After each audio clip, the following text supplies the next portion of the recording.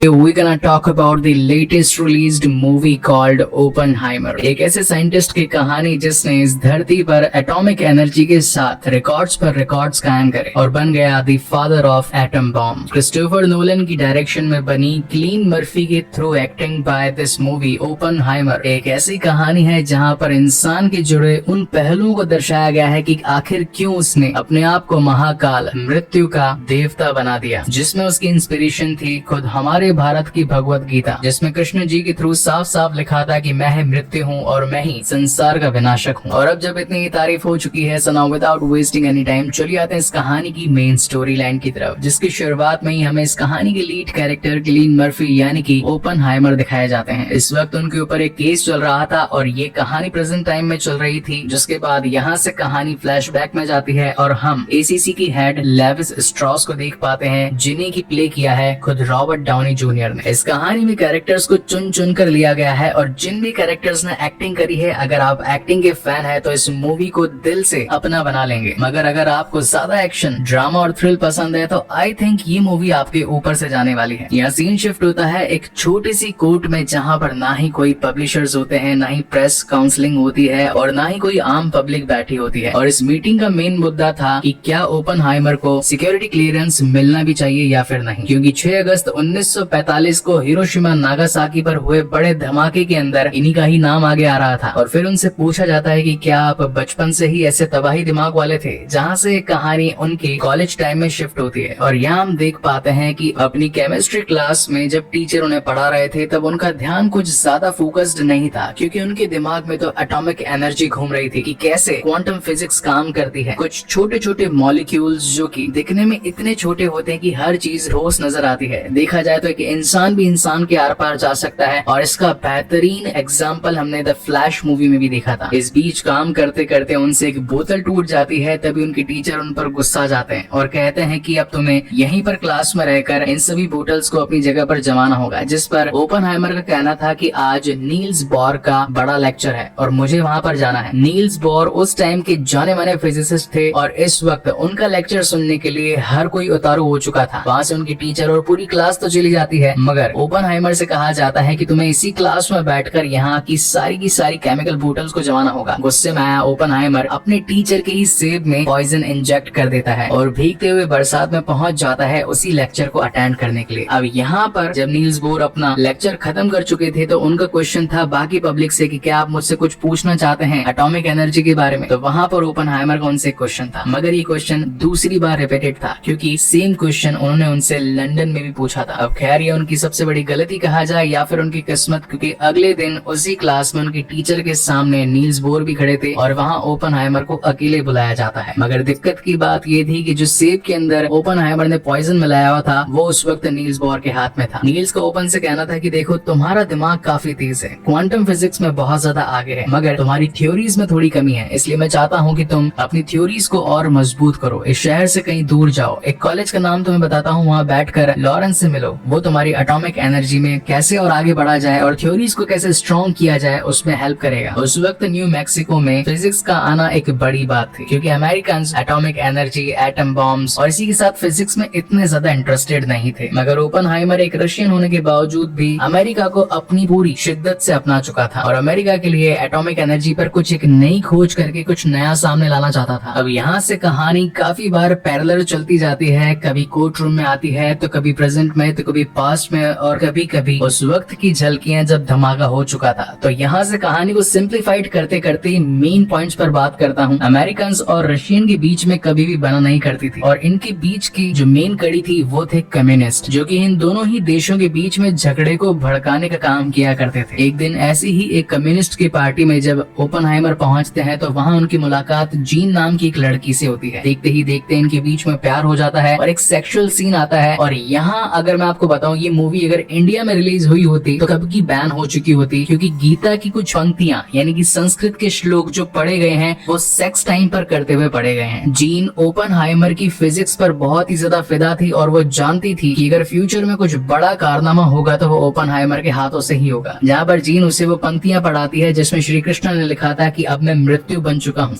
विनाश का कारक हूँ, सभी का अंत मुझसे ही होगा। अब लाइन्स को सुनकर कुछ लोग कहेंगे कि क्या सिर्फ उस किताब को पढ़ पढ़ लेने से ही ओपनहाइमर ने अपने आप को मृत्यु का कारक बना लिया, तो ऐसा नहीं है। जीवन में आगे बढ़ने के लिए छोटी छोटी प्रेरणाओं का होना भी जरूरी होता है, और उन्हीं में से यही वो कुछ लाइंस थी जिन्हें ओपनहाइमर ने अपने दिमाग में बैठा लिया था। कुछ दिनों बाद ओपनहाइमर की मुलाकात लॉरेंस से होती है, जो कि एटॉमिक बॉम्ब पर फिजिकली एक्सपेरिमेंट कर रहा था। अब जहाँ कुछ थ्योरीज ओपनहाइमर की गलत साबित हो रही थी, वहीं फिजिकल एक्सपेरिमेंट कामयाब होते नजर आ रहे थे। इसी के चलते बहुत साल आगे निकलते हैं और यहाँ ओपनहाइमर की मुलाकात केटी हाइमर से होती है, यानी कि इनकी होने वाली पत्नी। रिलेशंस बढ़ जाते हैं और इनकी शादी भी हो जाती है। इन बिटवीन उनके रिलेशनशिप जीन से भी थे और वो कई बार उसके साथ मिलने के लिए भी जाया करते थे और साथ में सेक्स किया करते थे। मगर जीन हमेशा से ओपनहाइमर से कहती थी कि तुम्हें मेरे पास ही रहना चाहिए, मैं मेंटली डिस्टर्ब हूँ। लेकिन ओपनहाइमर का कहना था कि अब मेरी शादी हो चुकी है, हम एक रिलेशनशिप में साथ नहीं रह सकते, इसलिए तुम्हारा और मेरा अब दूर हो जाना ही बेहतर है। और एक दिन ओपनहाइमर के ऑफिस में पहुंच जाते हैं ग्रोव्स, जो कि यूएस जनरल थे। उनका कहना था कि रशिया से हमें कुछ गुप्त सूत्रों से मालूम चला है कि वो लोग भी एटॉमिक एनर्जी या फिर एटॉमिक बॉम्ब पर काम कर रहे हैं। अगर हमसे पहले उनके पास ये विश्व ताकत आ गई तो हमारा खात्मा होने में कुछ पल ही लगेंगे। और मैं समझता हूँ कि इस एटॉमिक साइंस में आपसे बढ़िया साइंटिस्ट और कोई नहीं है, इसलिए मैं चाहता हूँ कि आप हमारे लिए भी एक ऐसा ही बॉम्ब बनाएं। मगर इस काम के लिए लगने वाली थी एक बहुत बड़ी जगह, काफी सारे साइंटिस्ट और बहुत सारा पैसा। जिसके बाद अपने ही रिसोर्सेज से ओपनहाइमर कुछ साइंटिस्ट की टीम बनाता है और एक लॉस एल्मोस नाम की जगह पर, जो कि कभी पहाड़ों और खेतों जैसी लगा करती थी, वहाँ पर एक नकली शहर बसाया जाता है, ताकि साइंटिस्ट तो तभी खुश रहेंगे जब उनकी फैमिलीज उनके पास रहेगी, और जब खुले दिमाग से काम होगा तो रिजल्ट्स भी प्यारे नजर आएंगे। एक दिन अपनी इक्वेशंस के चलते एडवर्ड नाम का एक शख्स उनके पास आता है और बताता है कि अगर एटॉमिक एनर्जी के अंदर इतनी सी भी गलती हुई तो एक ब्लैक होल क्रिएट हो जाएगा और धीरे धीरे वो सारी की सारी तबाही आसपास के पूरे क्षेत्र यानी कि एरिया को अपने अंदर कवर कर लेगा। इस बात की पुष्टि करने के लिए ओपनहाइमर एल्बर्ट आइंस्टाइन से जाकर मिलते हैं, जहाँ पर उनका कहना भी सेम था कि अगर तबाही हुई तो एक बड़े पैमाने पर हो। अगेन यहाँ से सीन कोर्ट रूम में शिफ्ट होता है। बातें ही बातें चलती रहती है, एक दूसरे पर इल्जाम लगाया जाता है। कोई कहता है कि आखिर आपने अकॉर्ड पास ही क्यों किए इतने बड़े बॉम्ब को बनाने के लिए, तो कोई कहता है कि नेशनल सिक्योरिटी के लिए ये सब कुछ करना जरूरी था, क्योंकि अगर दुश्मन देश हमसे आगे निकल जाता तो हमारा खात्मा होना तो बस कुछ पलों की ही बात होती। इस पूरे काम को करने में इन्हें करीब 2 साल से ऊपर का वक्त, ऊपर से $2 अरब की लागत और हजारों लोगों की मेहनत लगती है। इसी बीच ओपनहाइमर के पास खबर आती है कि मानसिक स्थिति के चलते जीन ने सुसाइड कर लिया है। इस बात पर वो टूट जाते हैं, क्योंकि वो तो उनकी बेस्ट फ्रेंड हुआ करती थी, और ऊपर से जीन ने ओपनहाइमर से भी कहा था कि तुम मेरे साथ रहने के लिए आ जाओ। मगर ये वक्त बहुत ही ज्यादा क्रिटिकल था, क्योंकि एटम बॉम्ब अपने पीक पर था, बस बनने ही वाला था और कुछ मेहनत और करनी थी। जब सभी साइंटिस्ट अपनी इस प्रोजेक्ट पर काम कर रहे थे तो एडवर्ड ने हाइड्रोजन का भी ऑप्शन इन्हें दिया था, जो कि एटम से 1000 गुना ज्यादा शक्तिशाली था। मगर कोई भी अभी उसके लिए तैयार नहीं था। लेकिन अपनी इक्वेशंस के चलते ओपनहाइमर इस बात को जान गए थे कि अगर हाइड्रोजन बॉम्ब हमने बना लिया तो कोई और देश भी इसकी कॉपी किए बिना नहीं रहेगा, और अगर बाय चांस झगड़ा हो गया और अगर वर्ल्ड वॉर 3 लड़ा गया तो पूरी दुनिया धूल में मिल जाएगी। और अब वक्त आ चला था फर्स्ट टेस्टिंग का, जहाँ पर एक छोटे से नमूने के साथ धमाका किया जाना था, और वो धमाका भी इतना बड़ा था कि इनके सर से इनकी टोपी तक उड़ गई थी। सभी लोग अपने इन नमूनों से बहुत ही ज्यादा खुश थे, और अब ये बात प्रेसिडेंट तक पहुंचती है, जहां पर उनसे अकॉर्ड पास करवाना था कि ये बॉम्ब किस पर गिराया जाए। अब इस वक्त अमेरिका भी एक बड़ी ताकत और रशिया भी एक बड़ी ताकत थी, जिनके बीच में जापान लड़ रहा था। तो प्रेसिडेंट को अपना आसान शिकार जापान लगता है, जिनमें ये 16 जगहों को पॉइंट आउट करते हैं, और अब इनमें से इन्हें एक को चुनना था, जिसमें नाम आता है